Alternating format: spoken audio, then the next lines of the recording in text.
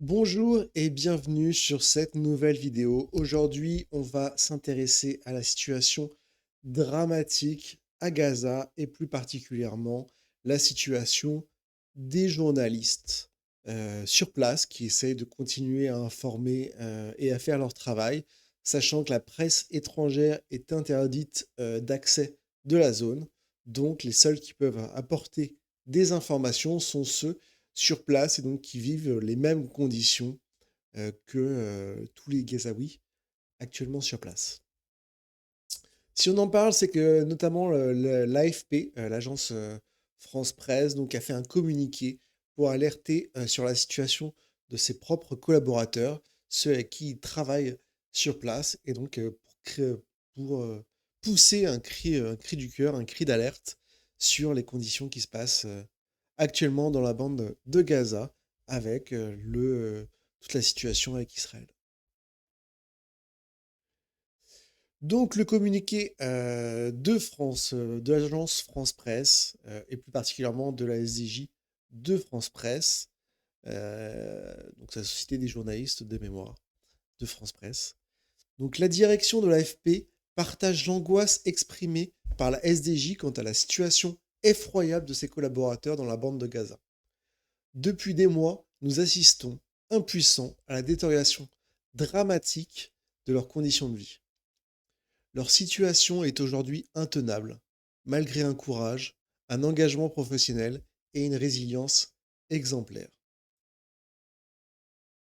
C'est pourquoi l'AFP, qui était parvenu après plusieurs mois d'efforts à faire évacuer ses 8 salariés de Gaza et leurs familles entre janvier et avril 2024, entreprend les mêmes démarches pour ses collaborateurs pigistes, malgré l'extrême difficulté de sortir d'un territoire soumis à un blocus strict.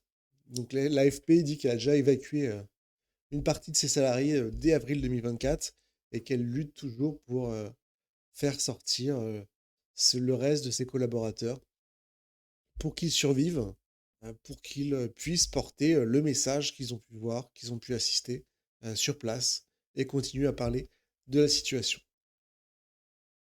Depuis le 7 octobre, Israël interdit l'accès de la bande de Gaza à tous les journalistes internationaux. Dans ce contexte, le travail de nos pigistes palestiniens est capital pour l'information du monde. Mais leur vie est en danger. Aussi, exhortons-nous les autorités israéliennes à autoriser leur évacuation immédiate avec leurs familles. Donc voilà, vraiment un cri du cœur, une alerte de l'agence France Presse. Bien sûr, la situation de toute la population est critique sur place, mais ils s'intéressent plus à leurs journalistes, à leurs pigistes, parce que c'est avec les gens avec qui ils travaillent, et puis c'est les personnes dont le travail est justement de porter la vérité sur ce qui se passe, et donc leur voix est pour eux indispensable pour continuer à pouvoir à transmettre au monde ce qui se passe sur place. Donc le communiqué en lui-même, il parle donc de la situation là-bas. La qualité est pas très bonne, c'est l'image que j'ai trouvée. Mais je vais vous le lire, comme ça vous n'aurez pas à vous abîmer les yeux comme moi. Sans intervention immédiate, les derniers reporters de Gaza vont mourir, donc du 21 juillet 2025. L'AFP travaille avec une pigiste texte, 3 photographes et 6 pigistes vidéo dans la bande de Gaza depuis le départ de ces journalistes, staff courant 2024. Avec quelques autres, ils sont aujourd'hui les seuls à rapporter ce qu'il se passe dans la bande de Gaza. La presse internationale est interdite d'entrer dans ce territoire depuis près de 2 ans. Il y a vraiment une chape de plomb, vraiment une omerta. Aucun journaliste international n'est autorisé à rentrer sur le territoire. Et donc pour rendre compte de ce qui se passe réellement, c'est très difficile et ça ne peut se faire qu'avec les personnes sur place. Nous refusons de les voir mourir. L'un d'eux, Bachar, collabore pour l'AFP depuis 2010, d'abord comme fixeur, ensuite comme photographe pigiste et depuis 2024 comme principal photographe. Samedi 19 juillet, il est parvenu à poster un message sur Facebook. Je n'ai plus la force de travailler pour les médias. Mon corps est maigre et je ne peux plus travailler. Bachar, 30 ans, travaille et vit dans des conditions égales à celles de tous les Gazaouis, allant d'un camp de réfugiés à un autre camp au gré des bombardements israéliens. Depuis près d'un an, il vit le dénuement le plus total et travaille en prenant d'énormes risques pour sa vie. L'hygiène est pour lui un problème majeur avec des périodes de maladies intestinales sévères. Bachar vit depuis février dans les ruines de sa maison de Gaza City avec sa mère, ses 4 frères et sœurs et la famille d'un de ses frères. Leur maison est vide de tout aménagement et confort, et à part quelques coussins. Dimanche matin, il a rapporté que son frère aîné était tombé à cause de la faim. Donc voilà les conditions de vie horribles qui sont actuellement à Gaza. Même si ces journalistes reçoivent un salaire mensuel de l'AFP, il n'y a rien à acheter ou alors à des prix totalement exorbitants. Le système bancaire a disparu et ceux qui pratiquent le change entre les comptes bancaires en ligne et l'argent liquide prennent une commission de près de 40%. Je pense que tout le monde a vu les images de destruction totale de Gaza. On se doute bien qu'il n'y a pas la banque du coin qui est ouverte ou le distributeur de coin qui a été miraculeusement épargné par les frappes. Tout a été rasé, tout a été détruit, le système bancaire avec. Donc malgré le salaire que reçoivent les pigistes directement de l'AFP, bah, ils ne peuvent pas s'en servir correctement pour survivre. L'AFP n'a plus la possibilité d'avoir un véhicule et encore moins de l'essence pour permettre à ces journalistes de se déplacer pour leurs reportages. Circuler en voiture équivaut de toutes les façons à prendre le risque d'être une cible pour l'aviation israélienne. Les reporters de l'AFP se déplacent donc à pied ou en charrette tirée par un âne. Alam, elle, survit dans le sud de l'enclave et tient à témoigner le plus longtemps possible. À chaque fois que je quitte la tente pour couvrir un événement, réaliser une interview ou documenter un fait, je ne sais pas si je reviendrai vivante. Le plus gros problème, confirme-t-elle, c'est le manque de nourriture et d'eau. Nous voyons leur situation empirer. Ils sont jeunes et les forces les quittent. La plupart n'ont plus la capacité physique de parcourir l'enclave pour faire leur métier. Leurs appels au secours déchirants sont désormais quotidiens. Il faut bien penser que si l'AFP, la société des journalistes de l'AFP écrit ce texte, c'est qu'ils ont quotidiennement des échanges avec ces personnes sur place. Et donc, ça doit être extrêmement dur de vivre au quotidien leurs souffrances, leurs difficultés, et d'être démunis, de ne pouvoir être que spectateurs de la dégradation progressive de leur santé. Depuis plusieurs jours, nous avons compris de leur bref message que leur vie ne tenait plus à grand-chose et que leur courage, consacré depuis de longs mois à informer le monde entier, ne les aidera pas à survivre. Nous risquons d'apprendre leur mort à tout moment, et cela nous est insupportable. Ce dimanche, Bachar a écrit : « Pour la première fois, je me sens vaincu. » Plus tard dans la journée, il a dit à l'un de nous qu'il le remerciait, d'expliquer ce que nous vivons au quotidien entre la mort et la faim. Je souhaiterais que M. Macron puisse m'aider à sortir de cet enfer. Ashlam se tient encore debout. J'essaie de continuer à exercer mon métier, à porter la voix des gens, à documenter la vérité face à toutes les tentatives pour la faire taire. Ici, résister n'est pas un choix, c'est une nécessité.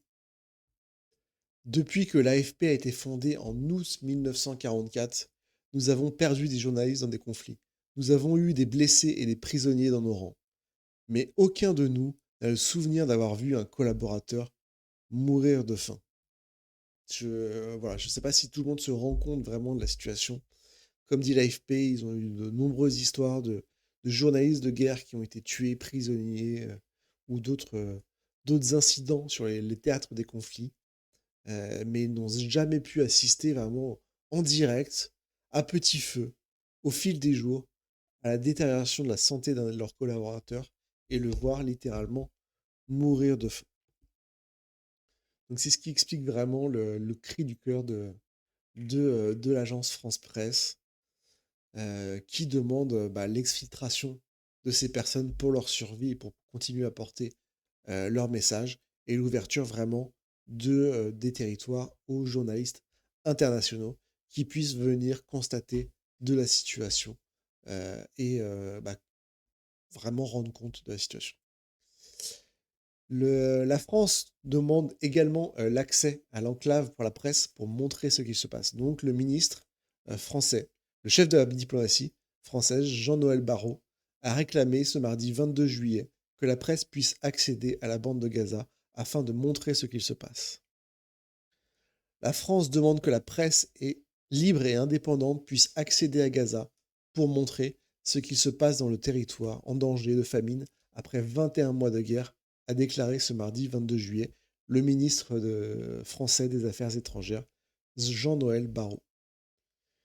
Nous avons l'espoir de pouvoir faire sortir quelques collaborateurs de journalistes dans les prochaines semaines, a ajouté le ministre sur France Inter, interrogé sur le cas de plusieurs collaborateurs de l'AFP sur place qui se trouvent dans une situation effroyable selon la direction de l'agence. Donc voilà, le ministre français des Affaires étrangères, Jean-Noël Barrot, réagit donc à ce communiqué, parle des démarches diplomatiques qui sont menées avec Israël pour l'accès à la presse libre et indépendante à Gaza et pour l'exfiltration, faire sortir les collaborateurs, notamment de l'AFP, qui sont actuellement dans une situation effroyable. Donc la presse n'est pas épargnée, forcément, elle a les mêmes conditions que vie, en plus des risques principaux qu'elle court, puisque depuis le début de l'intensification, pas de la guerre, mais de l'intensification du conflit du 7 octobre, à partir du 7 octobre 2023, plus de 200 journalistes tués à Gaza. RSF rejoint l'appel à suspendre le partenariat commercial d'entre l'UE et Israël. Donc c'était un peu avant le communiqué de l'AFP, c'était une communication de RSF qui parlait donc des 200 journalistes tués à Gaza. Reporters sans frontières, qui accuse l'armée israélienne de crimes de guerre contre les journalistes dans la bande de Gaza, rejoint l'appel de plus de 180 organisations internationales pour suspendre l'accord d'association entre l'Union européenne et Israël. L'appel invoque la violation flagrante des engagements d'Israël en matière de droits humains dans la bande de Gaza. Donc, comme on a dit, outre les conditions de vie sur place, la faim, etc., il y a eu énormément de journalistes tués dans ce conflit, potentiellement même ciblés volontairement. Ça reste à prouver, c'est les théories qui courent, mais en tout cas, beaucoup ont été ciblés. À une semaine du prochain Conseil des affaires étrangères de l'UE, prévu le 15 juillet à Bruxelles, donc c'est passé, RSF interpelle la Commission européenne et les États membres pour demander la suspension de l'accord d'association entre l'Union européenne et Israël. Dans une déclaration conjointe, RSF et 186 organisations invoquent les violations par Israël de l'article 2 de cet accord de partenariat commercial qui fait du respect des droits humains un élément essentiel de la relation bilatérale. Dans le cadre de son mandat d'organisation de défense des journalistes et de la liberté de la presse dans le monde, RSF rappelle que plus de 200 journalistes ont été tués par l'armée israélienne dans la bande de Gaza depuis octobre 2023, dont au moins 46 ciblés en raison de leur activité journalistique,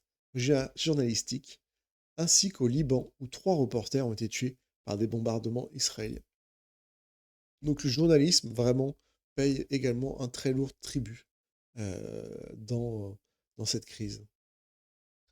En raison des multiples exactions commises par Israël contre les journalistes de la bande de Gaza, depuis octobre 2023, RSF a déposé 4 plaintes auprès de la Cour pénale internationale pour crimes de guerre commis par l'armée israélienne dans l'enclave palestinienne. RSF plaide également pour la reconnaissance du statut de victime des journalistes palestiniens, afin qu'ils puissent prendre part aux procédures judiciaires internationales en cours.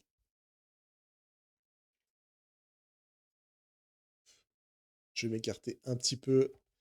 Les condamnations verbales de l'UE ont assez duré face au nombre sans précédent de journalistes tués et aux crimes de guerre perpétrés par l'armée israélienne contre les journalistes dans la bande de Gaza. Le gouvernement de Benjamin Netanyahou, qui continue de bafouer ses engagements internationaux en matière de droits humains, doit être sanctionné. En tant que premier partenaire commercial d'Israël, il est temps que l'UE suspendre son accord bilatéral d'association. Une première parution de la déclaration conjointe demandant la suspension de l'accord d'association UE-Israël, rendue publique le 19 juin, ne comprenait pas RSF. En dépit de cet appel de près de 130 organisations internationales et syndicats, le Conseil des affaires étrangères de l'UE, à l'heure de cette dernière session le 23 juin, refusait de suspendre l'accord d'association. Voilà donc la situation qui continue à s'aggraver, à se détériorer à Gaza et les victimes collatérales qui sont les journalistes qui essayent de porter l'information de ce qui se passe actuellement et qui souffrent de cet engagement de par les conditions effroyables, mais également en étant ciblés et en étant en première ligne directement dans ce conflit puisqu'ils doivent être au plus près des scènes d'action. Comme on a vu dans le communiqué de l'AFP, se déplacer en voiture dans la bande de Gaza fait de soi une cible et peut être ciblé par l'aviation israélienne. Donc c'est extrêmement dur. Voilà, je vous remercie de votre attention, du temps passé vraiment voir ce qui se passe. Moi, ma position, c'est que peu importe les exactions qui étaient faites des deux côtés, de toute façon, la situation humanitaire euh, écrase toutes les lignes, on va dire, brouille toutes les lignes. Ce qu'on doit s'intéresser, c'est la situation sanitaire, humanitaire des populations, dont une grande partie mineure actuellement à Gaza. Et ce qui conduit des actions, notamment comme la flottille de la liberté, sur laquelle j'ai fait une vidéo sur le départ de la nouvelle flottille Landala, qui est partie ce dimanche, avec à son bord des députés français de l'Assemblée et de l'Assemblée européenne. Et donc qui veut apporter un peu d'aide humanitaire, de nourriture, de produits infantiles, etc., pour essayer de briser ce blocus. Parce que le blocus ne concerne pas seulement les journalistes, mais également toute aide humanitaire et nourriture. Je vous remercie bien, je vous souhaite une bonne journée à tous. Au revoir.